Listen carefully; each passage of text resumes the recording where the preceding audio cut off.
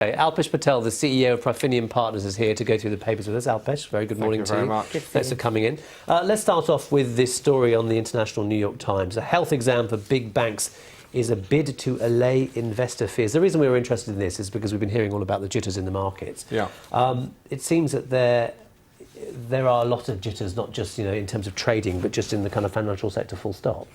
Well, this isn't going to help, and it's not going to help because I can't help but feel that we've been let down. We as private investors, we as the general public, have been let down for this very simple reason. It's been about, 8 years since the start of the credit crisis, and we are still having to look under the bonnet of these banks. Why does the problem even still exist? They're going to have two choices. Either they're going to have a very low stress bar, low bar over which the banks can jump over and say, oh, you're all healthy. That'll allay fears, but it's not going to be very credible. Or they're going to have a realistic bar to clear up the mess that they haven't cleared up over the last 8 years and say, actually, there's a lot of unhealthy banks, which will give us an excuse to take even more profits from the markets and see them fall further, but it'll actually reveal the reality that the ECB and the European regulators have not been doing enough for the last 8 years because they just don't want to point at the problem, which still exists. Because America had a similar sort of clear out of its banks back in 2009. Do you think that's the sort of model? It's been said that that was a lot harsher, it was a lot more probing, and you can see that they've got well beyond, certainly with their stock market, certainly with their banks, they've got well beyond this problem of still having to probe the banks. Not for these problems, of course, they're probing the banks for a whole load of other problems.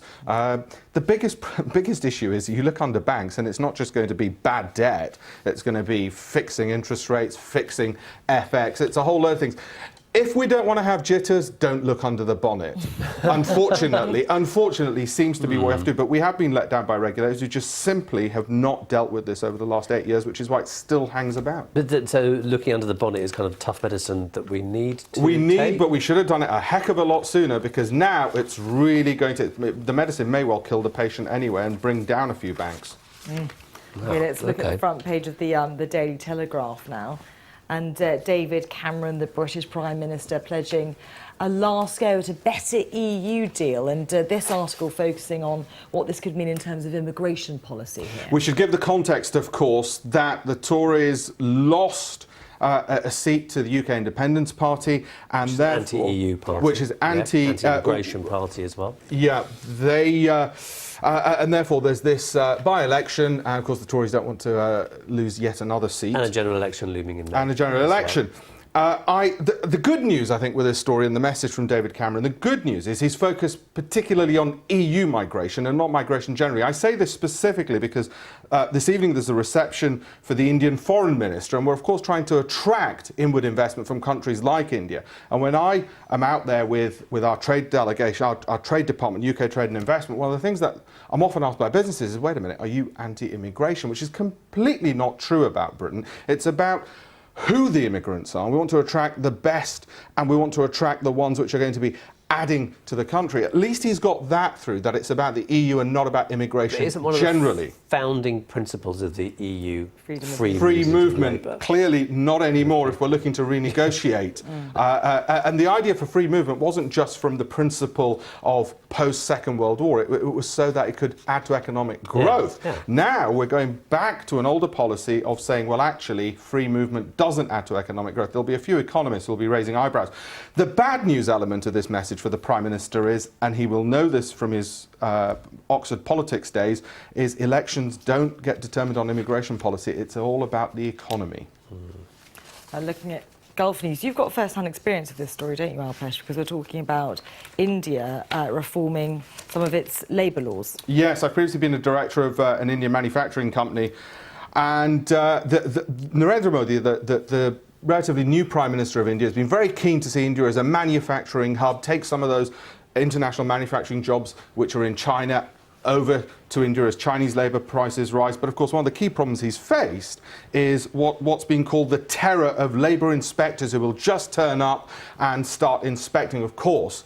And from the times when I was involved with this, they weren't inspecting for the good of the labour force. Very often, I'm sad to say, it was about corruption. And he's trying to remove the bureaucracy, trying to make it easier to sack people, quite frankly, if you no longer need them, and therefore attract investment. But what he's trying to do is trying to make it more transparent. It's not about removing those inspections.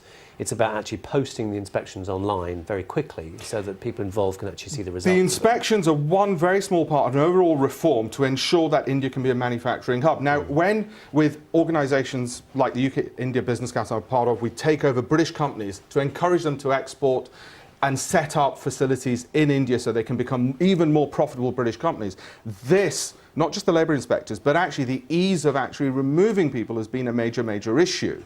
So it's a problem not just for India, it's actually a problem for global manufacturing. It's a problem actually for British companies indirectly, because if and American companies and companies around the world who might want to become more profitable by having these potentially very lucrative manufacturing hubs, low-cost, high-skilled potentially manufacturing hubs, but they can't because of these arcane labour laws from the 1960s, 70s when India was very clearly socialist. And did they affect you when you were running Very factories? much so. It meant that you were very cautious to hire, and when you did hire and try to remove people, you would literally have a spanner in the works, and I mean somebody would throw a spanner in the works, so the laws actually won't matter that much if you can't get a cultural shift and you can't reduce the power of unions and you can't get an understanding from people that actually they may well be let go. It won't be a job for life. So it's a far bigger problem than the Prime Minister has alluded to at the moment for India to become a manufacturing hub, but hopefully they will get there for the sakes of British companies and other companies around the world. Many people, just to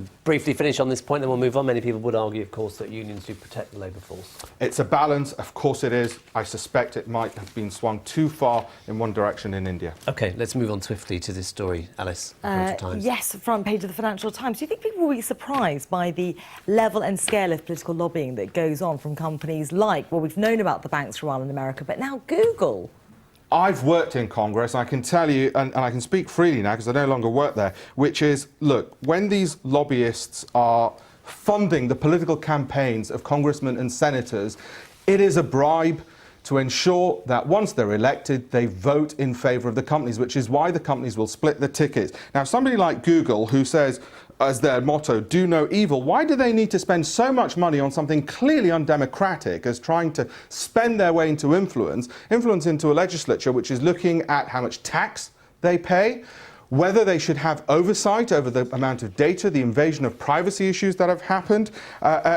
These lobby groups, immensely powerful, politicians can't do anything about it because, and the complaint in America is, they're already in the pocket of the lobbyists, and it is worrying that a company which says do no evil is participating in such an undemocratic activity as funding congressmen and senators to essentially vote their way. And that's what lobbying is in the US. I mean, everyone's doing it, I suppose, Yeah. but should political campaigns in the US then be publicly funded?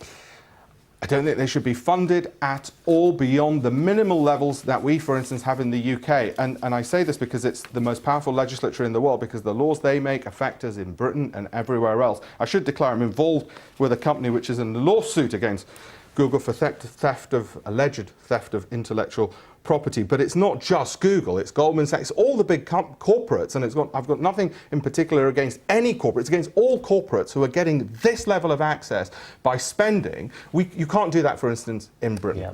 We're going to have to wind it up there, Alpesh. Very, very interesting to talk to you. I wish we could have carried on talking to you for much, much longer. But Alpesh Patel, CEO, Profinium Partners, thank you very much for coming in and going through some of the papers with us today. Alice and I will be back on the other side of the break with more headlines and business. Stay with us. See you then.